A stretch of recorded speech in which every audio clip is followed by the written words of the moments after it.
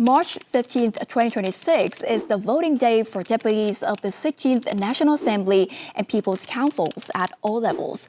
But what exactly will the people vote for? Let's go into it. Across the country, voters cast ballots for representatives at 3 levels of government: the National Assembly, the People's Councils at the provincial and commune levels. These are the bodies that pass laws, approve budgets, shape development plans, and oversee local authorities. But long before voters enter the booth, a selection process has already taken place. First, the structure is set. And that means that how many deputies will be elected, how seats are distributed, and what the candidate list should reflect.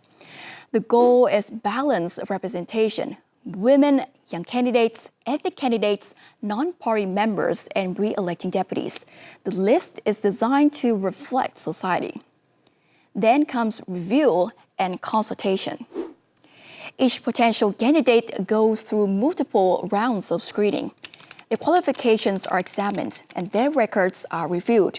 They must meet voters at their workplace and at their place of residence and receive majority approval to move forward.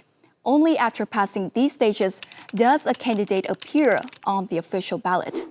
Then deputy candidates meet their constituents at local voter meetings. Now, at these meetings, candidates present their action programs and answer questions. This is your opportunity to listen, to evaluate, and to decide. When you step into the voting booth, your ballot is secret. Your choice is your own. After voting ends, ballots are counted publicly at each polling station. A candidate must receive more than half of valid votes to be elected. Results are reviewed and officially confirmed according to the law. And then the people you help choose begin their term representing you for the next 5 years. So we've talked about how candidates are selected. Now let's turn to voters. People like us. Tuling, if I'm watching at home and wondering how do we actually vote, so where should we start?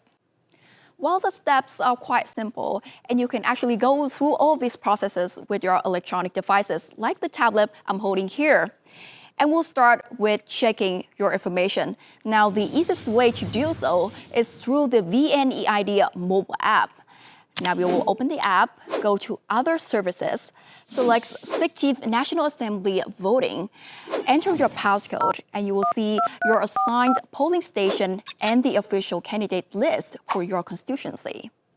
You can also check posted lists at your local People's Committee, but the app lets you review everything quickly before voting day.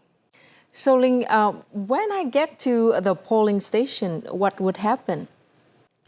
Well, you will verify your name on the voter list and receive ballots for each level, National Assembly and People's Councils. In the private voting booth, you cross out the names of the candidates you do not choose. You can vote up to the number of seats allocated in your constituency, but not more. Then you fold your ballot and put it in the ballot box yourself. The vote is direct and secret. So, Ling, is there anything else voters should keep in mind to keep a conscientious ballot? Well, there is one thing I want to remind all of you. Take a few minutes beforehand, especially using the app, to review candidate profiles and action programs. Now, ask yourself, who understands my community? Who seems capable of representing public interests responsibly? Because voting isn't about knowing everything. It's about making an informed and thoughtful choice. Well, thank you, Tuling, for your information. Now, the upcoming elections will take place on March 15th, marking a concrete step in implementing parties' resolutions related to personnel work and governance. And more importantly, it is an occasion for voters to exercise their democratic rights, selecting representatives who will reflect their will and aspirations in the National Assembly and local people's councils for the new term. Let's see how the preparations are taking shape at local voting areas in Hanoi. If you're not from here, you might not know that the Kim Ngan Communal House one of Old Quarter's most famous cultural heritage sites, has long served as a familiar polling site for local residents. And as Election Day is fast approaching, local authorities are making sure that every citizen is properly registered and each and every voice is ready to be heard when the whole country heads to the polls.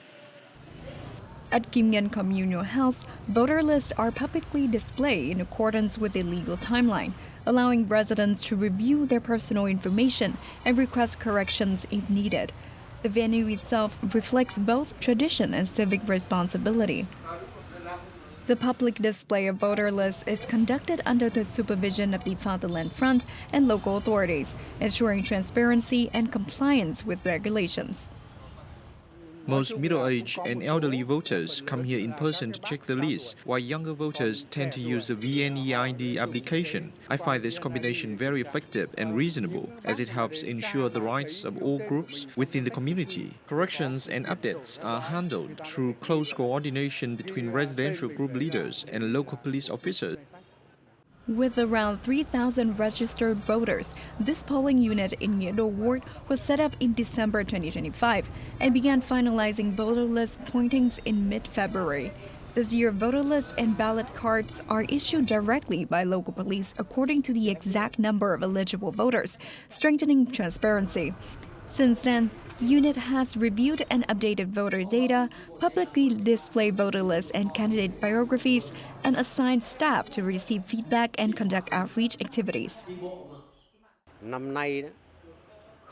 This year, the voter list is based directly on the National Population Database. Although this increases the workload for grassroots officials because the data is still being completed and updated, it is an important step toward long-term, efficient digital population management. This year's voter information verification process is slightly different from previous years, so it was a bit challenging at first for voters to check their information, but we received very dedicated guidance from local officials. As Election Day draws near, efforts at the grassroots level are helping ensure that every eligible citizen is accounted for and ready to take part in the nation's upcoming vote.